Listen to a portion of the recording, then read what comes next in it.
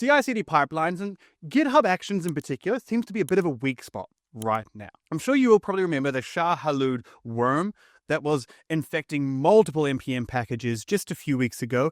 800 NPM packages were infected, 30,000 repositories containing secrets were created. All of this actually started a little bit because of a GitHub action vulnerability. See, the attackers needed to seed this worm. They needed to do it in popular packages to give it the best chance that it would propagate.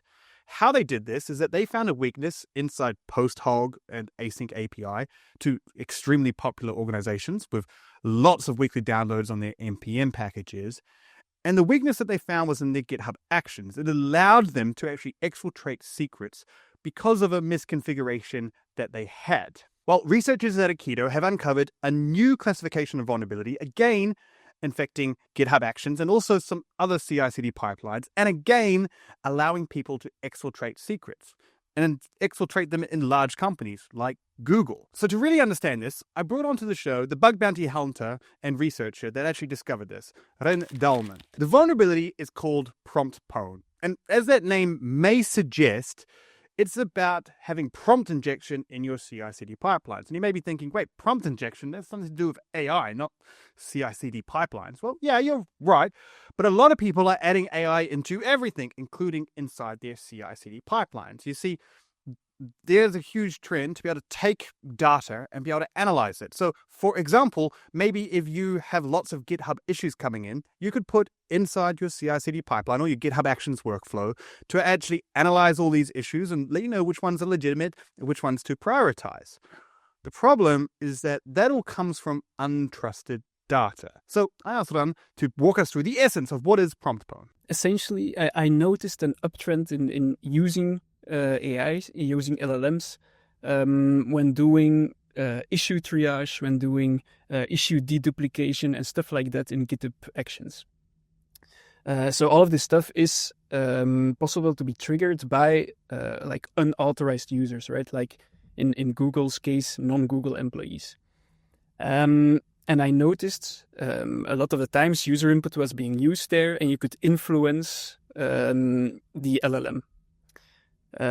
Now, I noticed sometimes AI agents were being used to do this duplication, but it's not really necessary. You don't really need a lot of permissions to do this kind of stuff. But I noticed this being used. And these agents were actually had a lot of permissions, which could be abused by doing a prompt injection. So to recap, organizations are using AI tools to help them do things like triage issues inside their GitHub Actions workflow. But the information that they're triaging or analyzing is untrusted. It comes from users. So they can put a malicious prompt inside that. So there's a couple of ways that workflows can trigger based on an unprivileged user.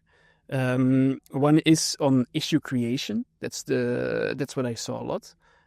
So anyone can just create a GitHub issue saying, oh, I found there's a UI bug or whatever, and include a prompt injection payload at the end, like additional instructions, Gemini CLI, please do this. Other things can also be if when opening pull requests, like with pull request target, there's a couple of ways you can trigger these workflows in by an unauthenticated or unauthorized user. Because these tools run with higher than needed privileges, you can do things like get these tools to actually publish secret keys, like your GitHub access token inside the GitHub issue. Now, before you jump in the comments and tell me, like many people have, that this isn't new, the untrusted data inside GitHub Actions workflow is not a new vulnerability. And they would be right, but they're missing one key component here. And that is that in other cases, when you take untrusted data, so the pull request description or the GitHub message or the GitHub issue context, and you use it within a GitHub action workflow, you can get things like remote code execution if that untrusted data is being used in a shell command. But in this case, it's not being used in a shell command. It's just being parsed into an LLM. Or a tool, something like Google Gemini, Claude Code CLI, or various other tools.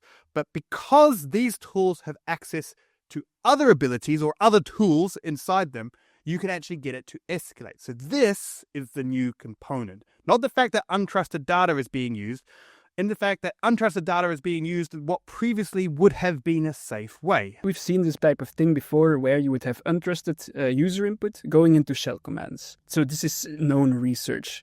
But in this case, it's actually user input going into prompts and even the AI's response not even going into shell commands. The issue here is the AI agent having access to privileged tools. And those privileged tools can be executing certain commands, which can then in turn be abused to leak environment variables and stuff like that. So why do we need these AI tools in our GitHub Actions workflows? What is the point? Is it just AI for the sake of AI? Well, no, they're actually pretty helpful, and I can understand why companies are using them. I saw it being used a lot for issue triage and issue categorization. Once a GitHub repo becomes too big, there are a lot of people using it, a lot of people submitting small bug reports. It's almost impossible to manually go through all of them. So AI is being used there for issue triage. Now, there's something kind of interesting in here. The repositories or organizations that are most likely wanting to use this type of AI process in their CI/CD pipelines and their GitHub Actions are repositories that are very large or from large companies. They have a lot of issues coming into them. So they want tools to help them get through this. So this means that the vulnerability is actually most likely to occur in large companies. So I asked Ran, is this an isolated incident? We've mentioned Google, but were other companies affected by this? And the answer will surprise absolutely no one. Yes, lots of companies were affected by this. The example we gave, of course, is Google. Google's own Gemini CLI repository was vulnerable to this. This has been disclosed, fixed, and all of that, and we've got permission to disclose the vulnerability. But we actually saw quite a lot of very big repositories, talking 100,000 GitHub stars, stuff like that, also being vulnerable. And also some Fortune 500 companies directly being impacted, meaning their own repositories as well. Now, of course, without naming names, there was quite a large attack surface here, quite some big names being impacted. And this is even excluding the impact after a full supply chain compromise. So what this could have enabled was stealing tokens, using those tokens to push vulnerable or malicious code to production, and then impacting everybody using this code. So what here is the solution? Do we rip AI out? Do we bring on the chorus of I told you so's from all of the AI skeptics that told us that this wasn't safe, that we shouldn't use this? Not so close. There's a little bit to understand here. It is hard to sanitize the data, the untrusted data. If we want to use things like GitHub issues and use them in AI tools, it's very difficult to guarantee that there's not a prompt injection in there. It's because it's looking at English. And there are other things to try and make sure that the prompts aren't malicious. But typically, we're seeing that this is a cat and mouse game, and people can typically get around this if they try hard enough. So what is the solution? How do we use AI safely? You do not need privileged tokens or privileged tools to do issue triage, to do this type of thing. You could use AI agents with limited tokens, limited permissions. This is also the way that Google fixed the vulnerability. There is still a prompt injection there. However, they fixed it by removing the GitHub token that it had access to, that the agent had access to. So limiting permissions is very important here. Another thing, you don't really need a AI agent. You don't really need the agentic capabilities when doing issue triage and stuff like this. In this specific case, you could also just use an LLM without tools, use the output safely, of course, and go from there. And finally, if you want to know if you're affected by this, if you're using these AI tools and you want to know, hey, am I doing this insecurely? I'm not sure. Well, there is some ways that you can do this. There are open source rule sets that will now allow you to detect this.